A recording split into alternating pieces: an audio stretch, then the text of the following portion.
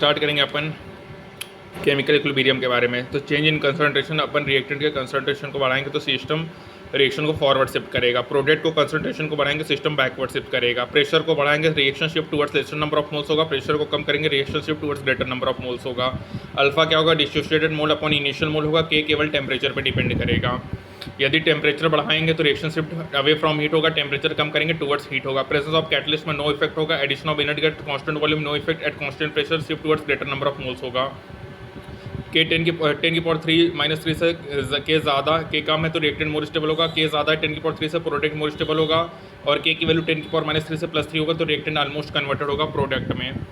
ठीक है guys. Physical equilibrium, solid liquid equilibrium, temperature बढ़ाएंगे तो रिएक्शन शिफ्ट फॉरवर्ड जाएगा, प्रेशर बढ़ाएंगे तो reaction shift towards tight packing होगा। ठीक है। लिक्विड वेपर में टेम्परेचर बढ़ाएंगे तो रिएक्शन फॉरवर्ड जाएगा, प्रेशर बढ़ाएंगे रिएक्शन शिफ्ट बैकवर्ड्स आएगा। सॉलिड वेपर में टेम्परेचर बढ़ाएंगे तो रिएक्शन फॉरवर्ड जाएगा, प्रेशर बढ़ाएंगे रिएक्शन बैकवर्ड जाएगा। आइस वाटर में टेम्परेचर बढ़ाएंगे तो रिएक्शन फॉरवर्ड, प्रेशर बढ़ाएंगे तो रिएक्शन फॉरवर्ड होगा। सोलिबिलिटी में भी गाइस टेम्परेचर बढ़ाने से रिएक्शन हमारा बैकवर्ड जाता है, प्रेशर बढ़ाने से फॉरवर्ड जाएगा रिएक्शन। ठीक है।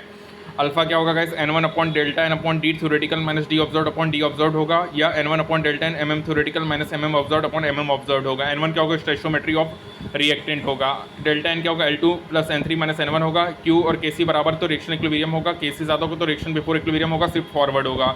यदि Q ज़्यादा है रिएक्शन बैकवर्ड होगा टू अटेन इक्विलिब्रियम होगा। रिएक्शन क्वेश्चन टाइम के साथ चेंज होगा। Alpha volume delta Ng upon sum of stoichiometry of gases product, ये alpha minus pressure delta Ng sum of stoichiometry of gases product होगा guys. Effect of temperature log K2 by K1 delta H upon 2.303 और 1/T1 minus 1/T2 होगा। Want of equation endothermic, temperature बढ़ने से K बढ़ेगा, एक्सो में temperature बढ़ने से कम होगा। ठीक है। Delta Ng positive, Kp greater than Kc होगा, डेल्टा G नेगेटिव, Kc ज़्यादा होगा, डेल्टा Ng 0, Kp और Kc बराबर होंगे। रिएक्शन रिवर्स करेंगे तो Kc डैश 1/Kc, डिवाइड करेंगे तो Kc डैश Kc की पावर 1/n होगा, मल्टीप्लाई करेंगे तो Kc डैश Kc की पावर n होगा, multi step K1 into K2 K होगा गाइस। टेम्परेचर 1/r होगा तो log Kp equal to log Kc plus delta Ng log RT होगा। Active mass weight upon gram mole upon volume litre, या weight upon molecular mass into 1000 into volume in ml होगा। Pure solid liquid की density constant होती है। ठीक है। और जो कि 1 के बराबर होगा। P A X into P total, P B X B into P total, P A plus P B P total होगा, P upon P B N upon N P होगा। इंडोथर्मिक में एच पी ज़्यादा होगा, 4 से delta H positive होगा। Dissociation, fusion, vaporisation, sublimation, photosynthesis. Exothermic में delta negative होगा, H R ज़्यादा होगा, कंबक्शन, न्यूट्रलाइजेशन, रिस्पायरेशन, फॉर्मेशन है। एक्सेप्शन क्या है, carbon, carbon disulphide, NCl3, NO, N2O, NO2, N24, O2, F2 है। ये सब इंडोथर्मिक रिएक्शंस होते हैं गाइस। लोमा है, R इक्वल टू A की पावर x, B की पावर y होगा, B2O5 यूज होगा as a catalyst to increase the rate of reaction. Pure solid और लिक्विड में हमेशा कांस्टेंट लेते हैं। इक्विलिब्रियम कांस्टेंट क्या होगा, concentration of product upon reaction, या K forward upon K backward होगा।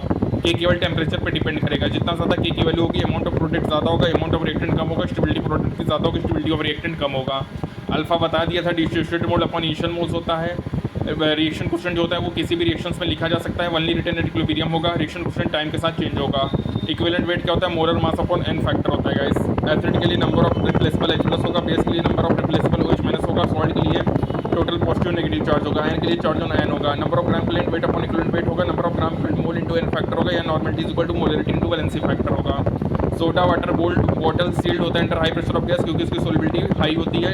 इसी वजह से सोडा वाटर को बॉटल में लिफ्ट होता है two four turns it becomes flat हो जाता है। इक्विलिब्रियम पॉसिबल होता है only close system at a particular temperature में।